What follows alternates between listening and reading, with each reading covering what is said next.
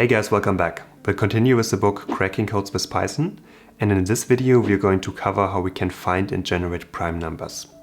All the different encryption methods we learned about so far in the previous episodes have been around for hundreds of years, and they can be broken quite easily with modern computers. We are going to cover an alternative, the public key cipher, that uses a different key for encryption and decryption. And as a basis for that, we are going to work with prime numbers. So let's jump right in. In order to use the public key cipher, which is far more secure than the cipher mechanisms we covered so far, we need to learn how we can find and generate prime numbers. A prime number is an integer that is greater than 1 and is only divisible by itself and by 1. So numbers such as 2, 3, 5, 7 or 11 are only divisible by themselves and by 1 and are therefore prime numbers. There's an infinite number of prime numbers in existence. And when we use a public key cipher, we are going to use a large prime number to make the key we generate too big to brute force.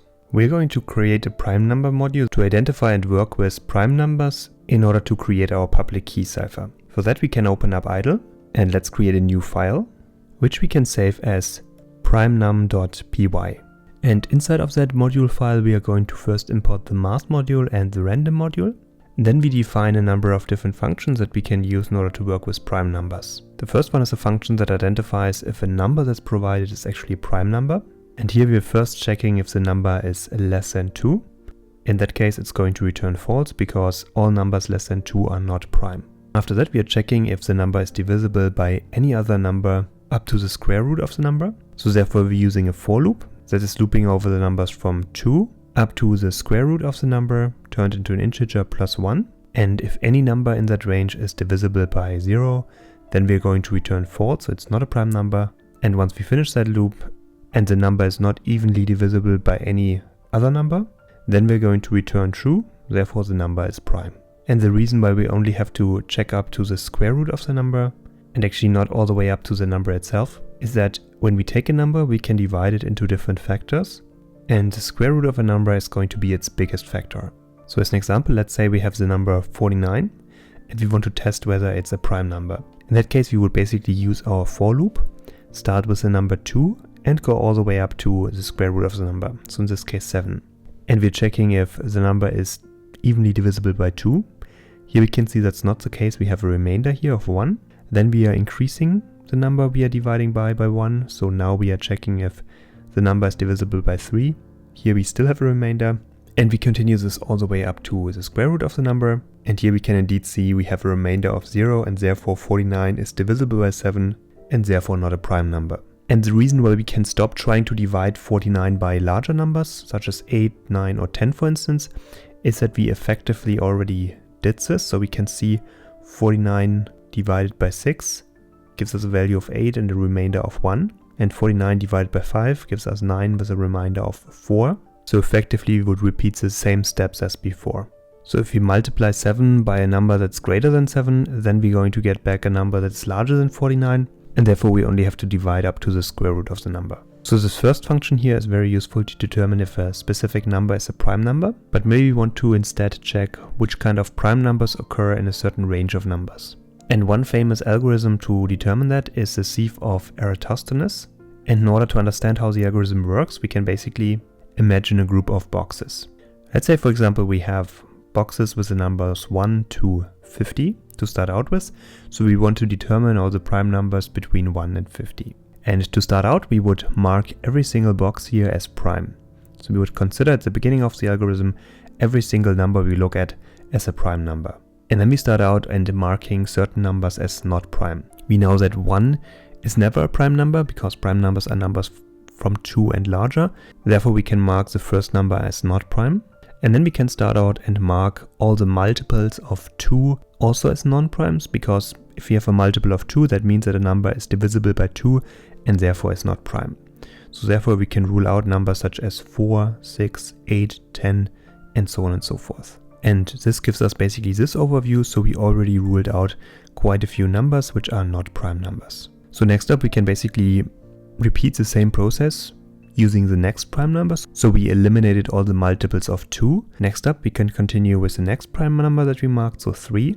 and we can eliminate all multiples of 3, because for the very same reason, if a number is divisible by 3, that means it's not a prime number. Once we've done that, we can continue with 5 and basically continue our process. And we know from before that we only need to check for the factors up to the square root of the number we're checking for.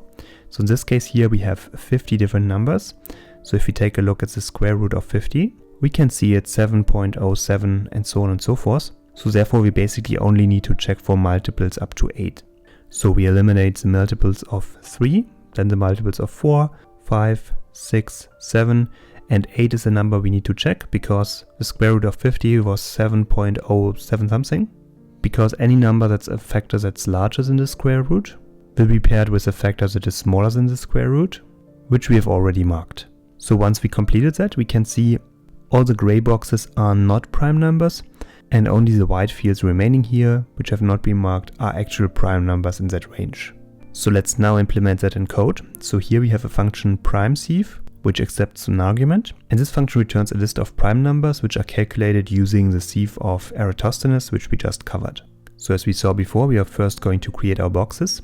For that we are going to define a sieve variable, and we are going to create a list of values that initially are all set to true by multiplying true by the sieve size, which we pass as an argument to the function. We're then going to set the first and second value to false, because the numbers 0 and 1 are not prime numbers. And then we are going to create the sieve by using a for loop, going from 2 to the square root of the number plus 1. And we are creating a pointer variable that's which is twice as large as the number we're currently looking at. And then while the pointer variable is less than the sieve size, we're going to set the value at the pointer position of the sieve to false. And then we're going to increase the value of pointer by I.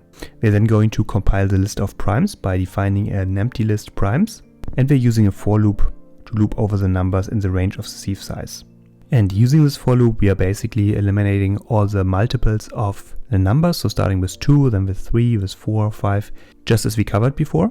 So by the end of that, all the real prime numbers are going to have a value of true, and all non-prime numbers are going to be set to false. So by the end of that, we can simply compile a list of primes. For that, we are defining an empty list primes, and we are looping over all the different values by using the range function and passing the sieve size as an argument to it. And only if the sieve at that particular position still has a value of true, so it has not been set to false through the for loop or our initial definition up here, only if it's still set to true, then we're going to append that value to our primes list. And by the end of it, we're going to return that list of primes. Additionally, we define the Rabin-Miller function. The Rabin-Miller primality algorithm is an alternative way to figure out if a number is a prime number, and it only takes a couple of seconds to run. So it's more efficient than the function we defined initially. And the Rabin-Miller function finds numbers that are very likely to be prime, but are not 100% certain to be prime. But it's very efficient to run. Since it's quite complex mathematically to describe how this works internally, we're not going to cover that. But we define this function in here so we can use it as well when we work with our public key cipher. And finally, we have our generate large prime number, which allows us to return a random prime number using our isPrime function that we define up here. So let's see our prime num module in action. We need to import it first of all in our idle interactive shell. And then we can, for example, call the function generate large prime. And that's going to create a large prime number for us. We can then also use the isPrime function, passing a number to it to figure out if this number is a prime number. In this case, that will not be a prime number. Let's have a look at the practice questions. The first question is, how many prime numbers are there? So there's an infinite number of prime numbers. Second question, what are integers that are not prime called? So integers that are not prime are called composite numbers. The final question, what are two algorithms for finding prime numbers? So there are different algorithms available, for instance trial division or the Sieve of Eratosthenes, or alternatively we could use a Rabin-Miller algorithm. We covered how we can find and generate prime numbers, and prime numbers are the key of many encryption methods used today. With this foundation in place, we are going to write the public key cipher in the next video. Feel free to subscribe to the channel to stay up to date, and see you guys in the next video.